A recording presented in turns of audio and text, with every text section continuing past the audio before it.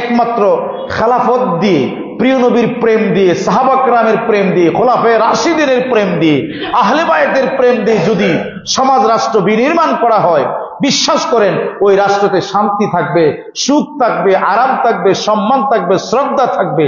নচেত এই পৃথিবীর মানুষ ধ্বংসী হয়ে যাবে। আপনি দেখান পৃথিবীতে কোন জায়গায় শান্তি আছে। আপনি আমেরিকা বলেন, প্রতি মিনিটে দর্শন হচ্ছে হাজার হাজার মা বোন, প্রতি মিনিটে। আমেরিকা যদি একবার কারেন্ট চলে যায়, কারেন্ট 1 মিনিটের জন্য 1 লাখ মা বোনেরা দর্শিতা হয় 1 মিনিটে। বলে কেমনে কারেন্ট চলে গেলে? এত নোংরা মানুষ এরা, আর তারাই বলে আমরা সভ্য মানুষ। নাউজুবিল্লাহ পড়েন না? তারা সভ্য হবে না, পৃথিবীর কেউ সভ্য হবে না। কারণ এই পৃথিবীকে একমাত্র সভ্যতার আলো দেখিয়েছেন, সভ্যতার পথ দেখিয়েছেন, কিভাবে সব অসভ্য থেকে সভ্যতায় পরিণত করতে হয়, একমাত্র রাহমাত লিল আলামিনের পদ্ধতি। পৃথিবীতে আর কারো পদ্ধতি নাই যে পৃথিবী শান্তি থাকবে। কথা বুঝতে পেরেছেন? এখন আপনি যদি বলেন হুজুর আপনি তো মুসলমান, এজন্য আপনার নবীর কথা বললেন, আমি বলবো যে না। জর্জ বার্নার্ড শো যিনি নোবেল পুরস্কার পেয়েছিলেন, তাকে জিজ্ঞাসা করা হলো, রে জর্জ বার্নার্ড শো, তুমি তো নোবেল পুরস্কার পেয়েছো, তুমি তো শান্তি পুরস্কার পেয়েছো, জর্জ বার্নার্ড শো সাহিত্যে পুরস্কার পেয়েছো, তুমি বলো তো ওই পৃথিবীতে যদি শান্তি প্রতিষ্ঠা করতে হয়, আরাম যদি প্রতিষ্ঠা করতে হয়, মানবতা যদি প্রতিষ্ঠা করতে হয়, সত্য ন্যায় জ্ঞানের মুক্ত ধারা যদি প্রবাহ প্রতিষ্ঠা করতে হয়, তাহলে কি করতে হবে? জর্জ বার্নার্ড শো তার লেকচারে তিনি বলেছেন, ও জগতের মানুষ শোনো, দুনিয়ায় শান্তি প্রতিষ্ঠা করতে হলে একমাত্র মুসলমানের প্রিয় নবী অর্থাৎ সমগ্র জাহানের প্রিয় নবীর আদর্শ ছাড়া, মানবতার মহান মুক্তির দূত প্রিয় নবীর প্রেমের মাধ্যমেই এই পৃথিবীকে শান্তি করা সম্ভব, নচেত সম্ভব না। বলেন সুবহানাল্লাহ। কে বলছে? জর্জ বার্নার্ড শো, যিনি একজন বিশাল বড় সাহিত্যিক ছিলেন, প্রিয় নবীর কথাই বলেছেন। কিন্তু আমরা মুসলমান প্রিয় নবী থেকে সরে যায়। আমার যুবক ভাইরা, মুরব্বী বাবারা, প্রিয় নবীর প্রেম থেকে সরে যাবেন না। প্রিয় নবী থেকে কিঞ্চিত পরিমাণ যদি সরে যান, আপনার অশান্তির দাবানলে আপনার হৃদয় চূর্ণ বিচূর্ণ হয়ে যাবে, আপনি ধ্বংসস্তূপে পরিণত হয়ে যাবেন। আপনি প্রিয় নবীর স্মরণ থেকে যদি এক মুহূর্ত চলে যান, আপনার হৃদয় মৃত, আত্মা মৃত। আর প্রিয় নবীর স্মরণ যদি করেন, আপনার সবসময় আল্লাহর স্মরণ আপনার থাকবে। বলেন সুবহানাল্লাহ। আল্লাহ রাসূলকে জিজ্ঞাসা করা হলো, ইয়া রাসূলুল্লাহ, ইয়া হাবিবাল্লাহ, কাল হাসরের ময়দান ও কিয়ামতের দিন আপনার সবচাইতে কাছে কোন বান্দা যাবে? ইয়া রাসূলুল্লাহ, হাসরের ময়দানে সবচাইতে কাছের বান্দা কে হবে? সবচেয়ে কাছে কে থাকবে? আল্লাহর নবী রাহমাতাল লিল আলামিন প্রিয় নবী ইরশাদ করেছেন, আমার সাহাবারা শোনো, আমি কি সেই কথা বলবো? বলে, হ্যাঁ ইয়া রাসূলুল্লাহ, দয়া করে আপনি বলুন। আল্লাহ নবী রাহমাতাল লিল আলামিন বলেন, ও সাহাবী শোনো, যারা আমি প্রিয় নবীর উপরে মুহাব্বতে সালাত এবং সালাম পাঠ করে হাসরের ময়দানে তাদের চেহারা থেকে নূর বের হবে, গুররে মুহাজ্জালিন হবে, তারা চকচক চকচক করবে, হাজার হাজার কোটি কোটি মানুষের সামনে তাদের চেহারা থেকে নূর বের হবে আমার সালাতু সালামের কারণে। ওই সমস্ত আমার উম্মতেরা সবচাইতে আমার কাছে থাকবে। বলেন সুবহানাল্লাহ। এজন্যই সুন্নিরা যারা আছে আমরা বেশি সালাতু সালাম পড়ি। কিছু কিছু ওয়াহাবি ভাই আছে বা অন্যান্যরা আছে, এত সালাতু সালাম কি, ইয়া নবী সালাম আলাইহি এত দরকার কি? আপনারও ইল্লা মাশাআল্লাহ অনেক মুসল্লি আছেন, যদি কয় সিন্নির কথা মানে তবারকের কথা, তাহলে সালাতু সালাম পড়বো। আর এমনি জাগা, আজকে 2 বছর হইতেছে আমি কয়েকজন মানুষ ছাড়া মানে বেনিফিট ছাড়া কেউ রে পাইছি না নবীরে সালাম দিত। এই ডুপ্লিকেট নবীর প্রেমিক। হ্যাঁ, সিন্নি দিলে তাহলে সালাতু সালাম আছে, কথা বুঝছেন? আর যেদিন সিন্নিও না, এদিন আমরা দেখছি জায়গা, কিন্তু ইমাম খতিব সাহেবের পরে, বুঝছেন নি? আবার এটা মনে করি না যে খতিব সাহেব তো ফুর্তি তার খতিব। জি না, আমি যে মাদ্রাসায় পড়ছি আমার ছাত্র জীবন থেকে, যেদিন থেকে আমি বুঝতে পারছি, ক্লাস 6 থেকে আমরা 3 বার করে প্রতিদিন সালাতু সালাম পড়ছি। বলেন সুবহানাল্লাহ। এটা আমার আমল, আর কোনো আমল নাই। সালাতু সালাম সবসময় পড়ি আমরা। কেন? কারণ সালাতু সালামের উপরে আর কিচ্ছু নাই। নামাজ কবুল হইলে হইতে পারে, না হইলে না হইতে পারে, কিন্তু সালাতু সালাম নবীর প্রেমের দুরূদ শরীফ কবুল হইব। তাহলে আপনারা তবরক দিলে শুধু থাকেন, ভাইরা আমার, মনে কষ্ট নিবেন না। আমি তো কষ্ট পাইছি যে কেমনে যে সালাত সালাম যদি কই দাওয়াত আছে তখন থাকেন, আর যদি এমনি তখন চলে যান। এটা কি হইল? এটা কি ইনসাফ করা হইল? তো এটা কি নবীর ইশক হইল না সিন্নির সাথে ইশক হইল? তবরকের সাথে মহব্বত হইল না? তো এটা কি নবীর মহব্বত হইছে? আমরা নবীর উম্মত হইছি না। এটা করবেন না আপনারা। বরং সালাতুল সালাম আপনি আগে থাকবেন, মসজিদ ভরা থাকবেন, নামাজ পড়ে চলে যান, এই নামাজ কবুল হবে না। আমি একজন মুফতি, আপনারা হয়তো নাও জানতে পারেন, আমি গ্র্যান্ড মুফতি। আমি ফতোয়া দিলাম, আমার কাছে বহুত কিতাব আছে ফতোয়ার, নবীর উপরে দুরূদ শরীফ ছাড়া নামাজ কবুল হবে না, হবে না। তো আপনি দিয়ে চলে যান, আপনি চলে যান কেন? আপনার নামাজ হইল না তো, এটা নামাজ হবে না। আমি আপনাকে 20টা ফতোয়ার কিতাব বলতে পারবো যেখানে লেখা আছে প্রিয় নবীর সালাতুল সালাম ছাড়া কোনো নামাজ কবুল হবে না। আমার ভাইরা, বেজার হইলেন নাকি? এটা ফতোয়া আপনাকে শোনাই দিলাম, নবীর পক্ষে শোনাই দিলাম। দেখেন, একটা কথা মনে রাখবেন, আপনি আমার কবরে কেউ যাবে? যাবে না। আমি সেদিন আমার খুব কাছের মানুষ, পারিবারিকভাবে আমি আলোচনা করি, তো আমি আপনাকে বলছি না 1 মাস পরে হইলে আলোচনা করবেন।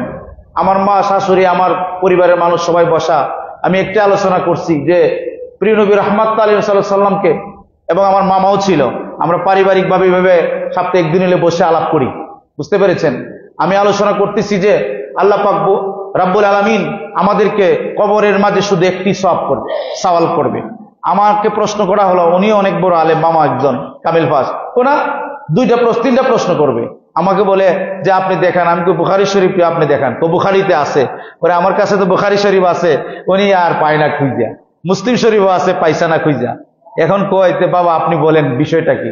আমি কই, এটা আমাদের হুজুররা ভুল ওয়াজ করছে এতদিন। বুখারী মুসলিমের মাঝে একটা প্রশ্নের কথা আছে, প্রিয় নবীকে দেখায়া বলবে, এই প্রিয় নবীকে, এই রাহমাতুল লিল আলামিনকে তোমরা চিনো কিনা? বলেন সুবহান। তার বাকি প্রশ্ন মার রাব্বুকা, এটি মেসকা শরীফে, মুসলিম শরীফ কি তিরমিজি শরীফের হাদিস, বুঝতে পারছেন? নাসাই শরীফের হাদিস, বুখারী মুসলিমও নাই। তখন আপনি একটু চিন্তা করে দেখেন, আপনি যখন প্রিয় নবীকে আপনাকে যখন দেখাই দিব, প্রিয় নবীর আশেক কি বসে থাকবে না দাঁড়িয়ে যাবে? দাঁড়াই যাবে। প্রিয় নবীকে কদম চুমা দিয়ে বলবে, সেই প্রিয় নবীর প্রেমিক ছিলাম আমি, আমাকে বেদাতি বলেছে, কত কি বলেছে, জিরাফির কুর বলেছে, সিন্নি কুর বলেছে, কিন্তু আমি নবীর সালাত ছাড়ে নাই, দুরূদ ছাড়ে নাই। প্রিয় নবী বলে, সে আমার গোলাম, আমার উম্মত, তাকে তুমি ছেড়ে দাও। তখন প্রিয় নবীর কদম চুমা দেব, আল্লাহ পাক আওয়াজ দিবে, আমার বান্দাকে বেহেশতের বিছানা তুমি পরিধান করিয়ে দাও। বলেন সুবহানাল্লাহ। আমার বন্ধুরা, তো প্রিয় নবীর দরকার আছে না?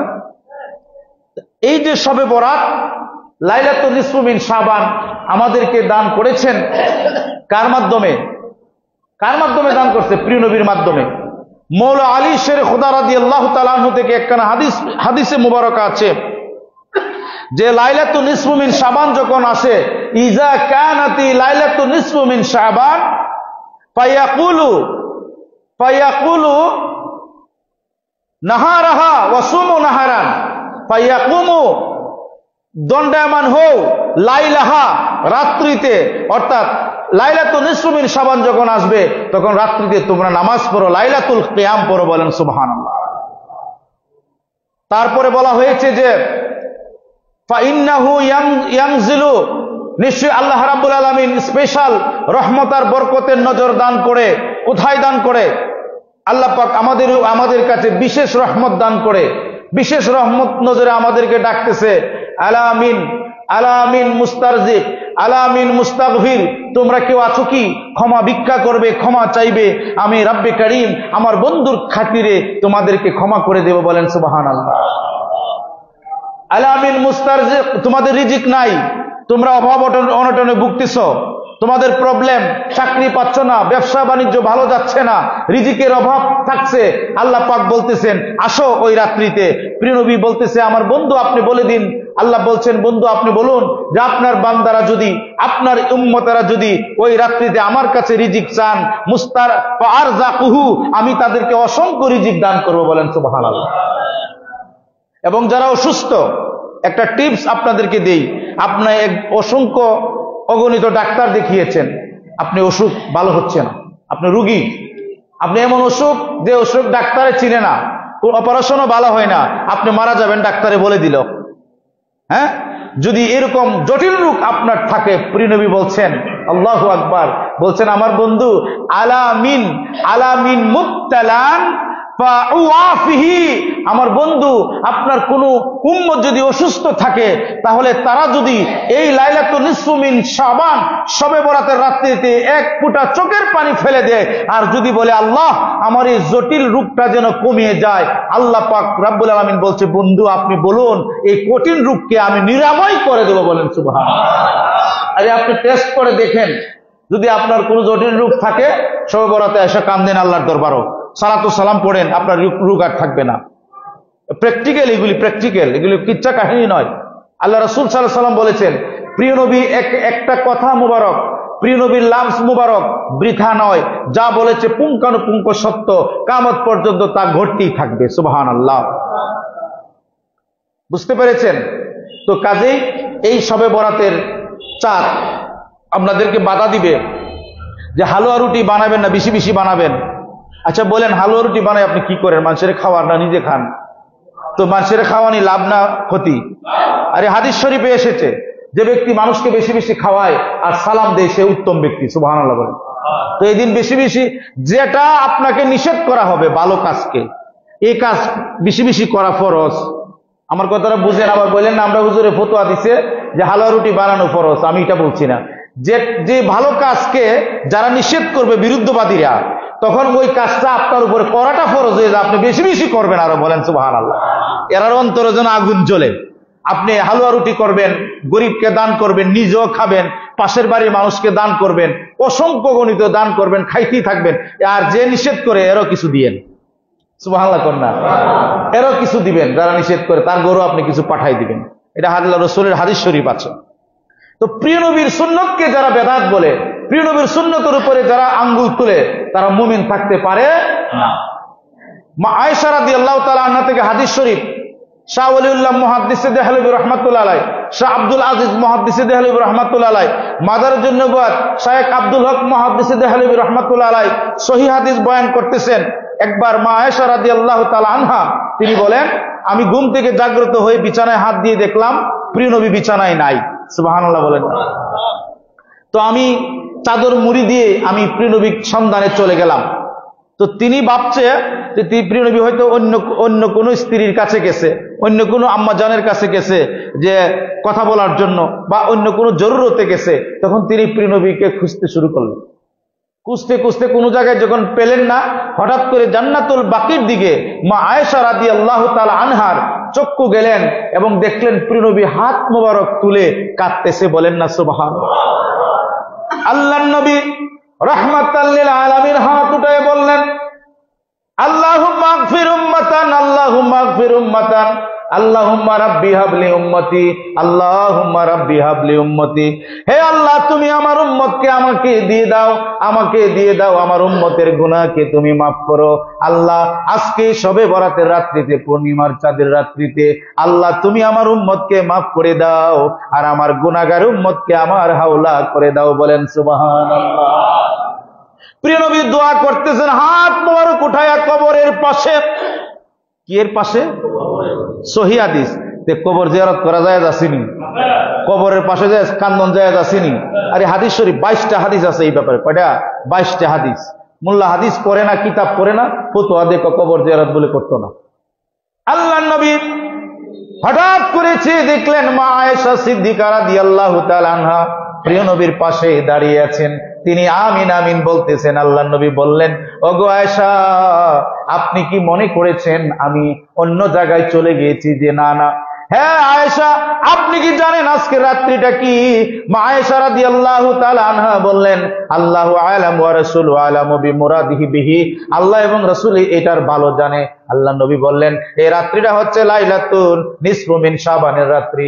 ওগো আয়েশা, ওই রাত্রিতে যদি আমার কোন উম্মত ইবাদত করে, আল্লাহ রাব্বুল আলামিন তার 80 বছরের ইবাদতের সওয়াব দান করবেন। বলেন সুবহানাল্লাহ। আর যদি এই রাত্রিতে ইবাদত করার পরে যদি পরের দিন রোজা রাখে, আল্লাহ রাব্বুল আলামিন তার নামে আমলের মাঝে 2 বছর রোজা রাখার সওয়াব দান করবে। মা আয়েশা দাঁড়িয়ে আছেন প্রিয় নবীর সাথে আর কাঁদতেছেন। বলে, ইয়া রাসূলুল্লাহ, ইয়া হাবিবাল্লাহ, আল্লাহ নবী, আমি আপনার পিছনে অনেকক্ষণ হয়েছে দাঁড়িয়ে আছি। তিনি বলছেন, আমি তো দেখেছি আপনি যে দাঁড়িয়ে আছেন। এই থেকে প্রমাণিত হলো, যদি কোনো মা এবং বোনেরা একা একা বা তার স্বামীকে নিয়ে কবর জিয়ারত করতে যায়, তাহলে মেয়েরা কবর জিয়ারত করতে পারবে, তাতে কোনো বাধা নাই। বলেন সুবহানাল্লাহ। এখন আপনারা বলবেন, এটা কি নতুন ফতোয়া? ফতোয়া নতুন না, ফতোয়া পুরান। কথাটা হয়তো আপনার কাছে নতুন। এটা হাদিস কেমনে আইলো? মা আয়েশা রাদিয়াল্লাহু তাআলা আনহা, প্রিয় নবী এবং মা আয়েশা রাদিয়াল্লাহু তাআলা আনহা একসাথে দোয়া করছে আল্লাহর কাছে কবরের সামনে দাঁড়াইয়া। সুবহানাল্লাহ বলবেন। হয়তো আমাদের দেশে এই ব্যবস্থা নাই, আমরা খালি ফিতনা খুঁজি, ইবাদতের মধ্যে খালি আমরা বাধা দেই, অন্য কাজে কোনো বাধা দেই না। সে অন্য কাজে বাধা দেই, আপনার বাড়ির সামনে অস্ত্র দিয়া ছুরি দিয়া আপনার এই যে বৈরবের স্টেশনের এখানে খালি ডাকাতি করে, ঠিক না? কই আপনারা সবাই মিলে বাধা দিতে পারেন না, দেন না তো, ঠিক না বেঠিক? অনেকে জানেন সুরকে, এরপর আপনারা জান না, তো এই কাজে যান না। আর কবর জিয়ারত করতে যাইবো, ভালো কাজ, ঠিক না, ইবাদতের কাজ, এটা ফতোয়া। তো মেয়েরা গেছে কেনে? আর ডাকাতি যে ডাকাতি করে না, এখানে কেউ যায় না, ঠিক না বেঠিক? আমি শুনছি তো ভয়, মানে এখানে অহরহ ডাকাতি হয় না? তো আমরা কি অনেকে জানি না কারা করে? অনেকে জানি, কিন্তু মনে করে যে আমি কেন যাব যদি আমার রাত্রে আবার ধরে। আমরা একতাবদ্ধ নাই, তার কারণ প্রিয় নবীর রহমত থেকে আমরা যোজন বিজন দূরে। আমাদের কাছে মানবিকতা নাই, আমাদের কাছে দুনিয়ার জীবনটা সবচেয়ে বড়, আখিরাতের জীবন আমাদের কাছে বড় নয়। আল্লাহ রাসূল সাল্লাল্লাহু আলাইহি ওয়াসাল্লাম বলতে, বুদ্ধিমান ওই ব্যক্তি যে আখিরাত নিয়ে চিন্তা করে, যে আমার মরণের পরে কি হবে, এই সম্পদ আমার সব দুনিয়ায় থাকবে, আমি কি প্রিয় নবীর কাছে যেতে পারবো? হাসরের ময়দানে আল্লাহর কাছে আমি কি জবাব দেব? কোটি কোটি বছর আমি মাটির জমিনে আমাকে শুয়ে থাকতে হবে, এই চিন্তা মানুষে করে না। 60 বছর, 70 বছর, 80 বছর জিন্দেগির জন্য মানুষ পাগল হয়ে যায়, ঠিক না আমার ভাইয়েরা? কিন্তু কোটি কোটি বছর যেখানে থাকবো, এই জিন্দেগির জন্য কেউ পাগল না, আমরা পাগল হই না, ঠিক না? কারণ এখন মানুষ মেকি, ফেক বুঝেননি, মানে নকল মৌলানা আছে, নকল মুসল্লি আছে, নকল মানুষ আছে। মৌলানার মাঝে নকল আছে, অভাব নাই। এই হাজারো নকলের ভিড়ে আপনি হক্কানি মৌলানা খুঁজে বের করা আপনার জন্য কঠিন হয়ে যাবে। আল্লাহ রাসূল ক্রাইটেরিয়া দিয়েছে, যে মৌলানা বেশি বেশি আমার ইশকে মহব্বতের আলোচনা করে, দুনিয়া বিরূপ, দুনিয়া বিভাগে থাকে, এই মৌলানাকে তোমরা ভালোবাসবে। আর যারা দুনিয়ার লোক থাকে, কেলাবত দুনিয়া, কি থাকে? কেলাবত দুনিয়া। ইলিম অর্জন করেছে টাকার জন্য, টাকা উপার্জন করার জন্য, টাকা রুজি করার জন্য, দিন মিল্লাতের কাজ করে টাকার জন্য, পয়সার জন্য, ঠিক না বেটি? এরা হচ্ছে কেলাবত দুনিয়া, দুনিয়ার কুকুর। এবং বলবে, আমাদেরকে যদি এত বেশি টাকা না দাও, ওয়াজেতে আমরা চলবো কিভাবে? নাউজুবিল্লাহ মিন জালিক। নালাত তোমার কথার উপরে এরকম কোন হাদিস শরীফ তোমরা দেখাইতে পারবে যে তুমি কি বলে, ওয়াজ কমিটি বা আমার মুসল্লি যদি আমার টাকা না দিতে আমি চলতে পারবো না, এরকম কোন কিতাব আছে? আসেনি? নাই। বরং হাদিস শরীফে আছে, আল্লাহ রাসূল সাল্লাল্লাহু আলাইহি ওয়াসাল্লাম ইরশাদ করেছেন যে আমি দিরহাম রেখে যাই নাই, আমি দিনার রেখে যাই নাই। এই হাদিস দ্বারা প্রমাণ, কোন মৌলানা আলোচনা করতে গিয়ে, ইমামতি করতে গিয়ে টাকা ডিমান্ড করতে পারবে না, টাকা চাইতে পারবে না, যদি তার বিনিময় এটাই থাকে তার অন্তর যে আমার এটা দিব, আমি আলোচনা করব, আমি আসবো। আল্লাহর কসম, সে কেলাবুত দুনিয়া, দুনিয়ার কুকুর। কথা বুঝতে পেরেছেন? তারা দুনিয়ার কি কুকুর। কারণ আল্লাহ রাসূল বলেছেন, বুখারী শরীফের হাদিস, যে আমি ওয়ালা দিরহামান, আমি দিরহাম রেখে যাই নাই, আমি পয়সা রেখে যাই নাই, ইলিম রেখে গেছি, জ্ঞান রেখে গেছি। নাফিউল ইলম, উপকারী জ্ঞান, যে জ্ঞান মানুষকে আল্লাহর পথে ডাকবে, আল্লাহ রাসূলের পথে ডাকবে, আহলে বায়তের পথে ডাকবে, খোলাফায়ে রাশিদিনের পথে ডাকবে, মাকবুল সাহাবা কেরামের পথে ডাকবে, জামি আউলিয়া কেরামের পথে ডাকবে। এবং সে বলবে আমি একজন মুসলমান। আল্লাহ পাক বলেন, তার কথার চেয়ে এত ভালো কথা, এত দামি কথা পৃথিবীতে আর কারো কথা নাই। বলেন সুবহানাল্লাহ। আরে আল্লাহর কোরআন থেকে বলছি, যে মানুষকে আল্লাহর পথে ডাকবে, রাসূলের পথে ডাকবে, আহলে বায়তের প্রেমের পথে ডাকবে, খোলাফায়ে রাশিদিনের পথে ডাকবে, মাকবুল সাহাবা কেরামের প্রেমের পথে ডাকবে, জামি আইম্মায়ে কেরামের প্রেমের পথে ডাকবে, আল্লাহর ওলিগণের প্রেমের পথে ডাকবে। আল্লাহর কোরআনের তাফসীর হচ্ছে, ওই তার কথার চেয়ে এত ভালো কথা আর কারো কথা হইতে পারে। এখানে আপনি যে কোন আমার টাকা না দিলে, বিনিময় না দিলে আমি যাব না, তাইলে কি ভালো কথা হইল? আর যারা কমিটি আছে ওয়াজ করায় বা মসজিদে ধরেন, আমি খতিব হিসেবে আছি, আমারে হাদিয়া না দিলে আসবো না। যদি আমার ভিতরে যেদিন এটা আসবে, আমাকে মনে করতে হবে আমি দুনিয়ার কুকুর। কেন? আমি আল্লাহর দ্বীন মিল্লাতের প্রচার করে আপনি এটার উদ্দেশ্য যদি আপনি কোনো হাদিয়া গ্রহণ করেন, আমি আপনাকে 1000 ফতোয়া দেব, এটা হারাম হারাম হারাম। এখন আপনারা কইবেন যুক্তি দেয়, দেখছি যুক্তি দেয় না, না আমাদের গাড়ি ভাড়া আছে, এ আছে সে আছে। তোরে কে বলছে গাড়ি ভাড়া দিয়ে মাহফিল করতে? কি কইছে? কি বলেন কইছে? কইছে না। এখন আপনি বলবেন যে আপনি এটা ভালো আলেম চেনার উপায়। আল্লাহ রসুল বলেছেন যারা হক্কানি আলেম থাকবে এই জগতের মেঝে তারা হবে নির্যাতিত, তারা হবে অপদস্থ, তারা অসম্মানিত হবে। ভালো আলিমকে মানুষ তেমন একটা মর্যাদা দেয় না, ঠিক না বেটি? কেন দেয় না জানেন? চাকচিক্যময়। এটা হাদিস শরীফে আসছে, জান্নাত খুব সুন্দর করে সাজাইছে, আর জাহান্নাম তো আপনারা বুঝতে পারছেন। তো ফেরেশতারে জিজ্ঞেস করলো যে আমার বান্দারা কোথায় যেতে চায়? জান্নাতে বেশি যেতে চায়, জাহান্নামে যায় না। তো আল্লাহ বললো তো একটা কাজ করো, তুমি জান্নাতের বাহিরের অংশটা সুন্দর করো, কারুকার্য করো। বাহিরের অংশটা কি করতো? কারুকার্য করো, সুন্দর করো, যাতে দেখতে চাকচিক্যময় মনে হয়। আর ভিতরে থাকবে জাহান্নাম। ভিতরে কি থাকবে? জাহান্নাম। আর বাহিরে থাকবে চাকচিক্য। আর জান্নাত যেটা, এটার বাহিরে সাজাইবা কি মানে খারাপ, দেখতে ভালো না, কাটা কাটাযুক্ত, সব কাটা, জঙ্গল ঝুপঝাড় থাকবে। তখন এখন আমার বান্দা কি করে? হে মওলা, তোমার বান্দা চাকচিক্যময় যেটা, এটার জন্য তো পাগল। আর যেটা কাঠাযুক্ত, তোমার বান্দারা যেতে চায় না সহজে। আল্লাহ পাক বলে এটাই হচ্ছে মূল কথা, যে পৃথিবীর বাহিরটা, পৃথিবীর মানুষ লোভ করে বেশি, অর্থের লোভ করে, সম্পদের লোভ করে, নারীর লোভ করে, নিজেকে বরত্বর লোভ করে। কারণ ওই যে জাহান্নাম যেটা বাহিরে চাকচিক্য, কিন্তু ভিতরে জাহান্নাম। আর বেহেশত অর্থাৎ যারা ইমানদার তাদের জন্য পৃথিবীটা কষ্ট, তাদের জন্য, ইমানদারের জন্য পৃথিবীটা জেলখানা। আর কাফের মুশরিকের জন্য বা যারা কলেমা পড়ছে এরকম অনেক মুসলমান মুমিন আছে নামে, কিন্তু তারা জাহান্নামের, তারা দুনিয়ার চাকচিক্য নিয়ে ব্যস্ত। আল্লাহ রাসূল এই জন্যই বলেছেন এই পৃথিবীটা হচ্ছে ইমানদারের জন্য জেলখানা। সুবহানাল্লাহ। এই যে শবে বরাত আসতেছে, লাইলাতুন নিসফু মিন শাবান, আমরা এই যে এখন দিন চলতেছে, রাত আসবে, বেশি বেশি সালাতু সালাম পড়বেন, দুরূদ শরীফ পড়বেন। আপনার জন্য দুরূদ শরীফের উপরে এত বড় বরগাজিদা আমল আর নাই। আপনার ফরজ নামাজকে কবুল করে দুরূদ শরীফ, সুবহানাল্লাহ বলবেন না? আপনার রোজারে কবুল করে দুরূদ শরীফ, আপনার বিয়ারে শুদ্ধ করে দুরূদ শরীফ। একজন বড় মানে আপনার যারা বিয়ে করে, আমি অনেক শুদ্ধ করে দিছি বিয়ার মেঝে অনেক ভুল করে। কিভাবে পড়ে?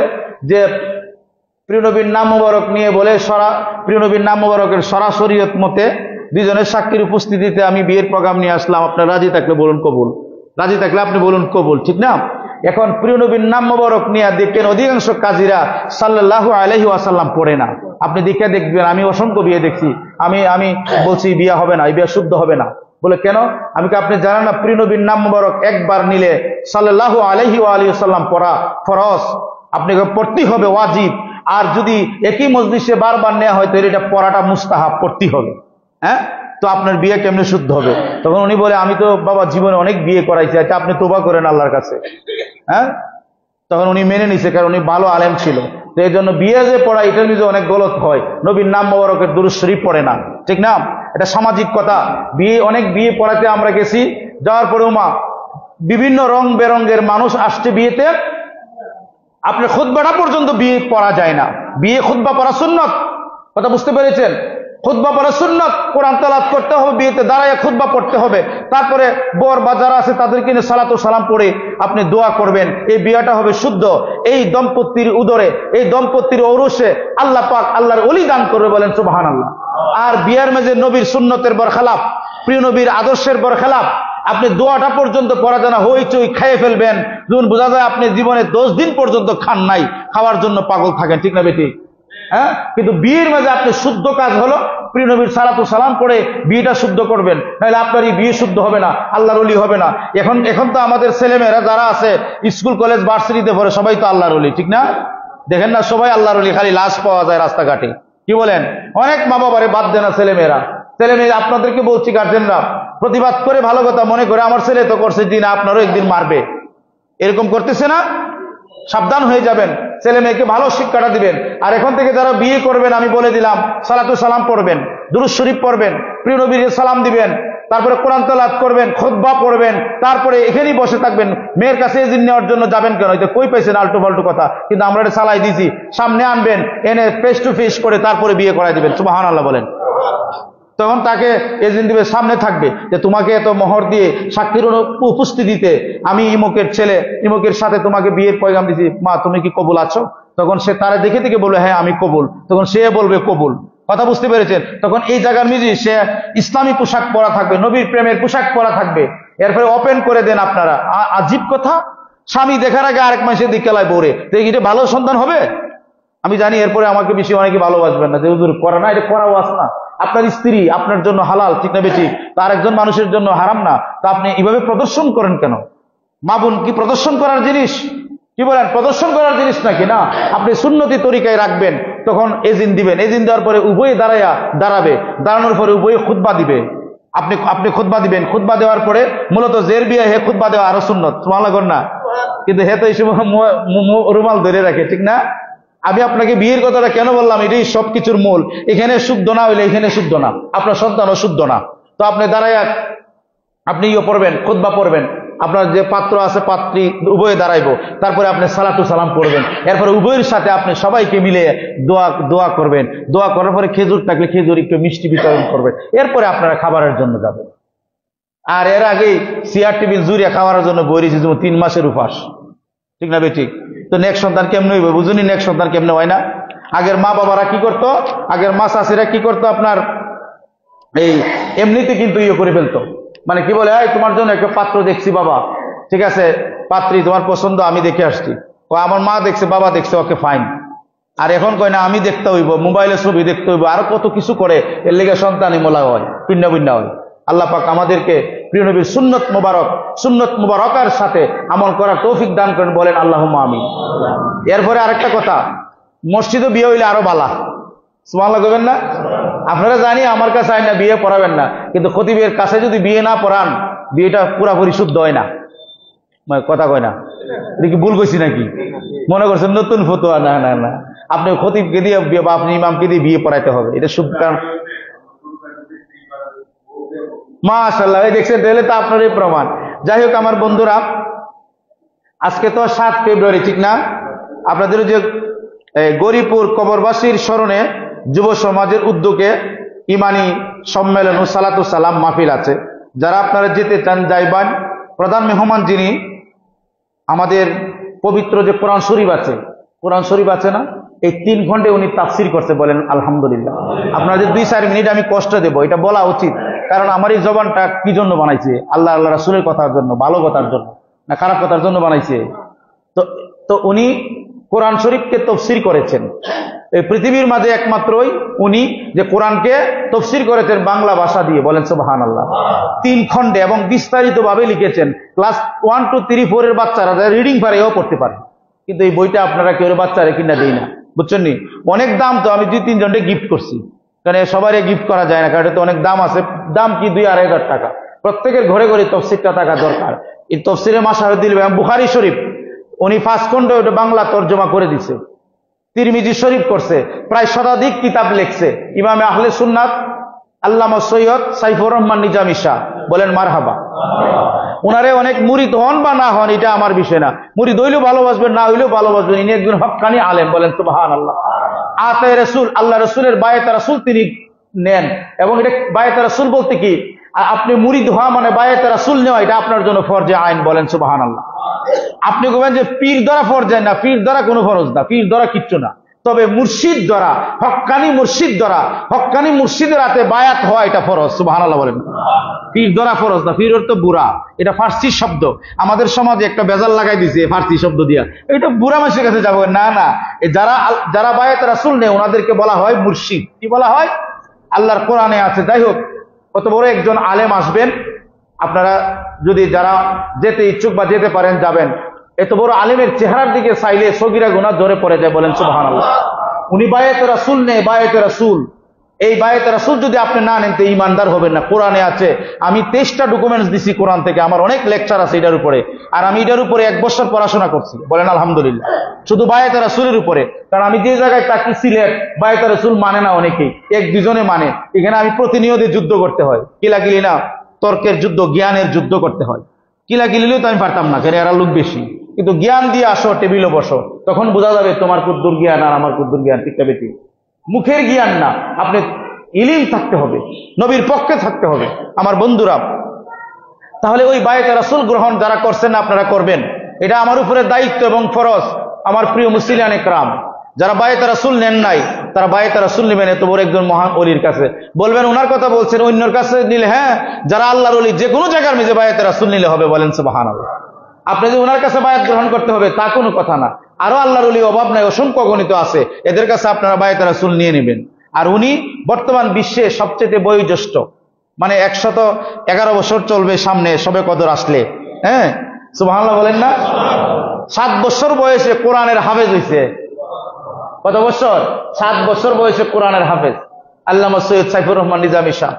হ্যাঁ, এবং আপনি লন্ডনে, তারপরে ক্যামব্রিজে, ম্যানচেস্টারে তিনি গেছেন, এবং সেখানে শবে বরাতের উপরে ওই সেই মৌলানারা বলছে শবে বরাতের উপরে কোনো হাদিস নাই, দলিল নাই, তিনি সেখানে বসে বসে কিতাব লিখে জবাব দিছে। সুবহানাল্লাহ।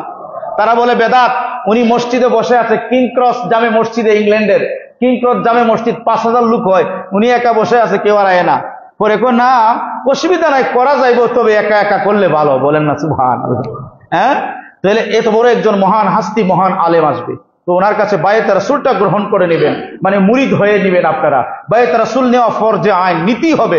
আমরা বুঝি না বা আমাদেরকে বোঝানো হয় না, কিন্তু মূলত বায়াতে রাসূল নিতে হয় একজন ইমামের কাছে নিতে হয়। কিন্তু আমরা যারা ইমাম সাহেব আছি, যোগ্যতা আমরা নাই, এজন্য আপনি নিবেন যারা যোগ্য বায়াতে রাসূল, যারা ইজাজত পেয়েছে বায়াতে রাসূলের হক, তাদের কাছে নিবেন। কিন্তু এরকম ইমাম তো আপনারা রাখতে পারবেন না, আমরা তো এটা নাও। কথা বুঝছেননি? আল্লাহ পাক যেন আমাদেরকে বায়াতে রাসূল নেওয়ার তৌফিক দান করেন, বলেন আল্লাহুম্মা আমিন।